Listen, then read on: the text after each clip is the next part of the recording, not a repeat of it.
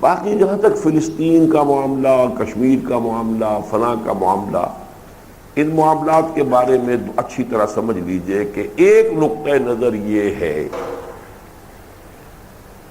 کہ یہ بظاہر تو اسلام کے دشمنوں کے ہاتھوں ہم پر مصیبتیں آ رہی ہیں، حقیقتاً یہ اللہ کا عذاب ہے ہم پر، اس لیے کہ اللہ نے امت مسلمہ کی حیثیت سے جو ذمہ داری ہمیں سونپی تھی وہ ہم نے ادا نہیں کی۔ اللہ کا عذاب، جیسے مکے میں جب ابو جہل مار رہا تھا تو وہ اللہ کی آزمائش تھی۔ وہ ہاتھ جو ہے ابو جہل کا تھا جس سے کوڑا پڑا ہے، جس پر بھی پڑا ہے، لیکن اللہ فرماتے ہیں وَلَقَدْ فَتَنَّا الَّذِينَ مِنْ، ہم آزما رہے ہیں، ہم آزمائیں گے، وَلَنَبْلُوَنَّكُمْ بِشَيْءٍ مِنَ الْخَوْفِ وَالْجُوعِ۔ تو وہ آزمائش تھی صحابہ کرام کی اللہ کی طرف سے، اگرچہ بظاہر وہ ان لوگوں کے ہاتھوں آ رہی تھی۔ اس حوالے سے یہ جان لیجئے کہ اس وقت امت کا جو حال ہے وہ سزا کا ہے، عذاب کا ہے۔ آپ کتاب میری پڑھ چکے ہیں، سابقہ اور موجودہ مسلمان امتوں کا ماضی حال اور مستقبل۔ وہ امت جو اتنی لاڈلی پیاری تھی کہ یہاں تک پہنچ گئی، نحن ابناء اللہ واحباہ، ہم تو اللہ کے بیٹوں کے مانند ہیں، بڑے چہیتے ہیں،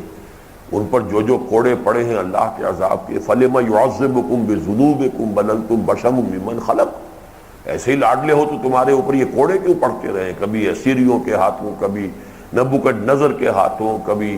یونانیوں کے ہاتھوں، کبھی رومیوں کے ہاتھوں، کبھی جرمنوں کے ہاتھوں، ایک پر ایک کوڑا مزیدار پڑ رہا ہے۔ کیوں پڑ رہا ہے؟ تمہارے کرتوتوں کی سزا دے رہے ہیں، اس لیے کہ ہم نے تمہیں ایک اونچا مقام دیا تھا اور تم نے اس کے تقاضوں کو پورا نہیں کیا۔ بعین ہی وہی مسلمانوں کے ساتھ ہو رہا ہے اور شدید سے شدید تر ہوتا جائے گا جب تک کہ امت مسلمہ اس فرض منصبی کو ادا نہ کرے۔ اور اس فرض منصبی کا منیمم تقاضا یہ ہے کہ کم سے کم ایک ملک دنیا میں سائزیبل ایسا ہونا چاہیے کہ جس میں وہ اللہ کے دین کو قائم کر کے دنیا کو دکھا سکیں یہ ہے اللہ کا دین، صحیح نمائندگی کر سکیں روئے ارضی پر اللہ کی، ورنہ وہ مس ریپرزینٹ کر رہے ہیں اللہ کو اور اس کی جرم کی سزا جو ہے انہیں مل رہی ہے۔ جن لوگوں کی سمجھ میں یہ بات آ گئی ہو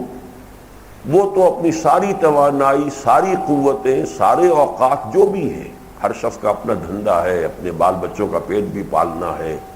اپنے بھی کچھ ضروریات ہیں، اس سے جو بھی وقت بچاتا ہے یا جو بھی سرمایہ بچاتا ہے، اب اس کی انویسٹمنٹ کہاں کرے گا؟ جس کی سمجھ میں یہ بات آ گئی ہے وہ تو اور کہیں اس کو خرچ نہیں کرے گا سوائے اس کے کہ اسی طرح کا انقلاب برپا کر کے کسی جگہ پر، اس لیے کہ اس کے بغیر کوئی امکان ہی نہیں ہے کہ اللہ کے عذاب کا سلسلہ جو ہے وہ کہیں ختم ہو جائے۔ وہ ایک جگہ سے کوئی تھوڑا کم ہوگا دوسری جگہ زیادہ ہو جائے گا، دوسری جگہ سے کم ہوگا، جیسے فساد خون ہوتا ہے۔ مولانا مودودی نے یہ مثال ایک زمانے میں دی تھی کہ خون کا فساد ہے، ایک تھوڑا یہاں نکل آیا ہے، آپ نے اس کی خوب مرہم پٹی کی، پلٹس باندھی، سب کچھ کیا، لیکن آپ نے فساد خون کا علاج نہیں کیا، وہ منہ ٹھیک ہو جائے گا، کسی اور جگہ تھوڑا نکل آئے گا۔ تو فساد امت جو ہے وہ کیا ہے؟ وہ یہ ہے کہ جو امت کا فرض منصبی تھا وہ اسے ادا نہیں کر رہی۔